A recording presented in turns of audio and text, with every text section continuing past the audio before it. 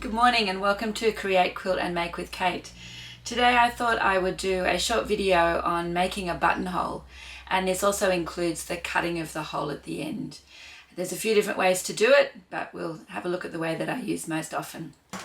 Okay, so the first things that we need to talk about are the machine and the foot that we're going to use and setting up the fabric so that it's correct.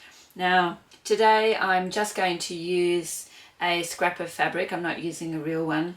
And something that people often don't realize when you're doing buttonholes is that you can actually do a practice one or lots of practice ones. So if buttonholes really scare you, then get some fabric out and have a go at some practice ones before you do it on your real garment. And that means that you can have tried all the different ways that it works and made a few mistakes along the way. And when you actually do it on the garment, you'll be a lot more successful. So do a few practice ones. The fabric I'm using today is a cotton drill. It's actually a stretch cotton drill, and I've attached a little bit of interfacing to it. So a lot of the times when you do a buttonhole, it will ask you as part of the process in a pattern to attach some interfacing, and so I've put that on there in advance as well. So this is a Singer heavy duty machine that I'm using, and the Singer heavy duty machine comes with a buttonhole foot that looks like this. It actually has a slot in the end that allows you to put the button into the end of it, so when you make your button, the machine will automatically size it correctly for you. Not all machines do this, and lots of machines have instructions on how to make the sizing correct when you're doing a buttonhole. And in the past I've had machines, I used to use a machine at home when I was learning to sew with Mum a lot of years ago, and there was no buttonhole stitch really. We just used a fine zigzag, and we'd mark the start of it and the back of it with a pin, and then we would just zigzag back until we got to the right point. We would do a wide zigzag, and then we'd come back on the other side and do a wide zigzag at the bottom again, and we would actually just manually mark that. The next machine I had was a Janome My Style 16, I think it was, and it had a multi-step buttonhole, and so you still had to control the length of it by marking it with pins, and you just chose the correct stitch for the up and back on it. But the Singer machine has a one-step buttonhole, which makes things really easy.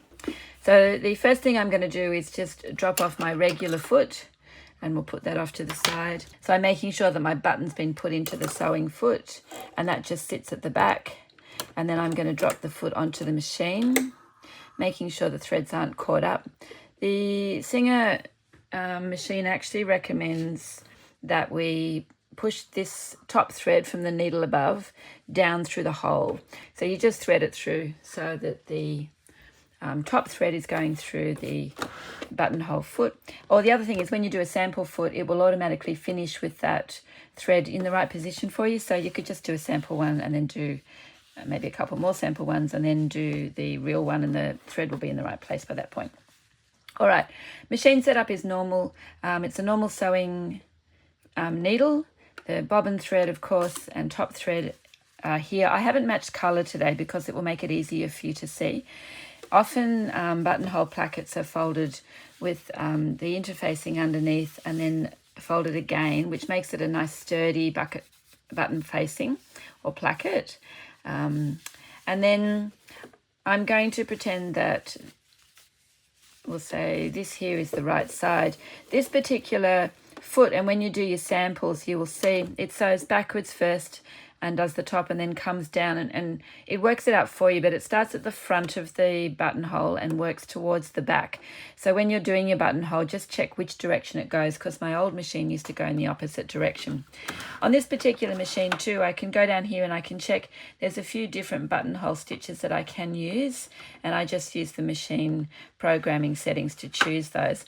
On the main setting here, there is a plain one, so I'm just going to use this one down the bottom. And then once I've checked that my button is small enough to fit across this space, so you make sure that you make your button the right size for the buttonhole and also the placket that you're using. I probably from a pattern might even use a placement guide for the buttons, but because we're doing a test, you can then see how big the buttonhole will be and make sure that you put it in the right place on your placket. But I'm going to assume that the button today is going to fit sort of across the middle of it. And I'm just going to place this towards the front. Now my machine's all set up and all I have to do is press go and the machine will do it for me. So it's just going to sew backwards. Oh, I did forget one thing. Let me try again. So on here there's also a little lever that you have to bring down, and that means that it knows how far back to go based on the size of the button. So let me try that again.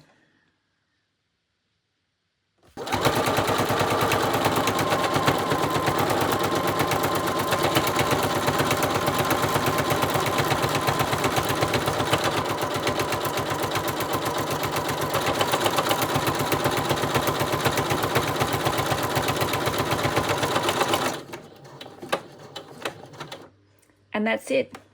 So I'm going to do one here next to it. So I'm just going to pull that out. We might even cut the threads off.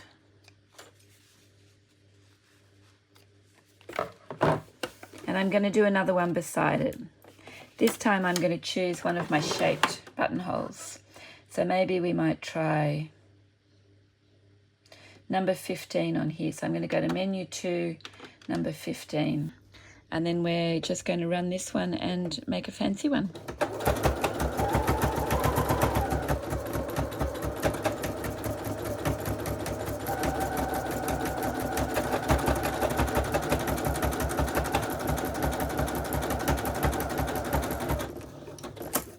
And I've run out of bobbin thread. All right, let me try it with some bobbin thread. This foot makes it hard to change the bobbin thread, so I'm taking it out. I keep my bobbins, when I do a white one and black one, I always make multiple, so I've got one ready to go. So we'll just drop that back in, put my foot back on, put our bobbin cover in.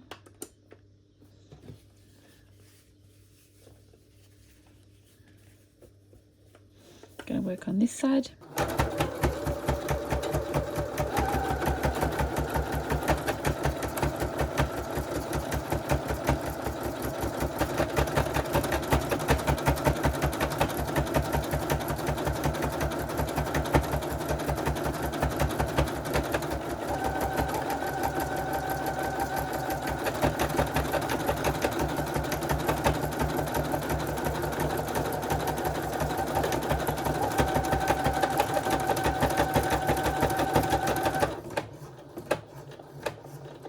And those 3 finishing stitches at the end, you know that it's finished. So I'll cut these off. They're kind of pretty, aren't they? Tidy them up by getting rid of all the threads. I often cut them on the front and then give the back threads just a little bit of a tug, and it pulls the loose ends through to the back. And then cut those off as well. Now, this next bit is a bit controversial depending on where you sit in the way buttonholes should be done. When I was a kid, Mum always just used the seam ripper, or the quick unpick as she'd call it, and we would just cut it, and that's the way I've always done it. I hear people like to put a pin across the end so they don't zip off the end, and in all my years of making buttonholes, I've never ever had a problem of zipping off the end. So I think if you're careful, you probably don't need it. If you're worried, certainly put a pin in, because it takes no effort to put a pin in. So I might do this one without and this one with. And the other thing that you can use that I've never tried is you can get little buttonhole chisels, and you work on a work surface and you put it down, you put the chisel in and you whack it on top, and it will cut that for you. And that's probably a good way of doing it too. I've heard people will use fray stop on the edges, but I've never bothered. And of course you can do buttonholes by hand as well. They take a little bit of practice to get neat. But what you do with your seam ripper is you just pop it in there, and you can feel it on the back, and then you just gradually and slowly slide it forward. And this fabric that I'm using today, being a drill, is actually quite a heavy duty fabric, and I'm just being careful that I don't cut too far. And you could even come back the other way, but remember, when you get to the middle, it's going to move fast. So you just cut slowly and work it until you get through. And this is particularly tough today on this drill. We're almost there.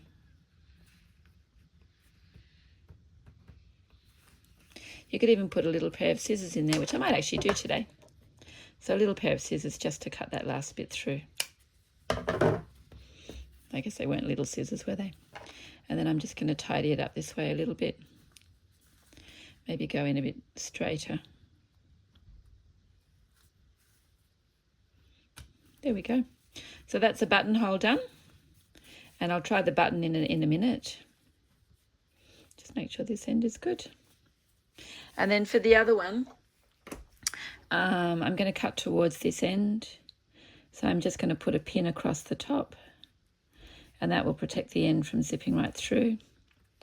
But as I said, I've never actually used a pin. Never felt that I needed to. And on most fabrics, it's not quite as tough as this. So you just work it gently until you get all the way through. I might even do one more buttonhole on a different fabric and we'll see the difference.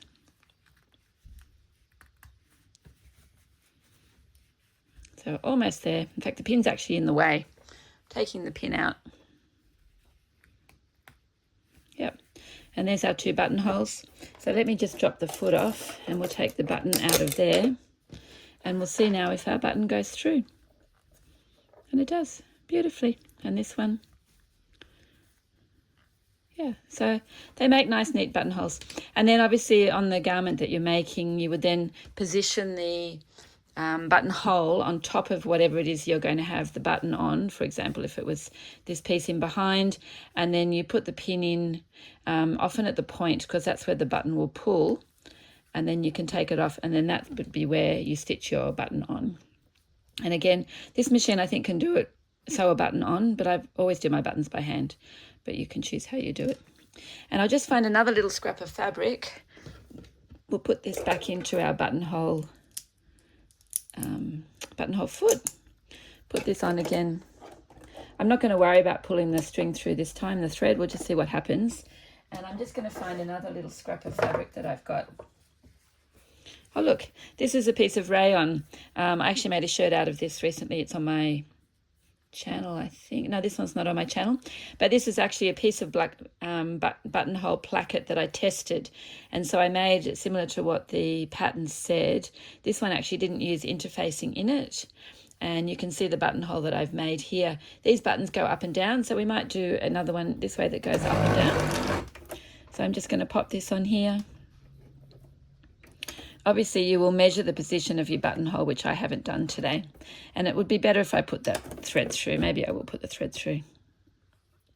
Cut off the end to make a nice end. Put it through the hole. If you send a loop through, you can pick it up with the pin. But look, that works too. All right, so we're just going to put one on here. Can't get it under. We'll get rid of that lever. That will help. Put it down. Make sure it's nice and straight. Don't forget to make sure your lever's down. My buttonhole stitch has been selected. And here we go.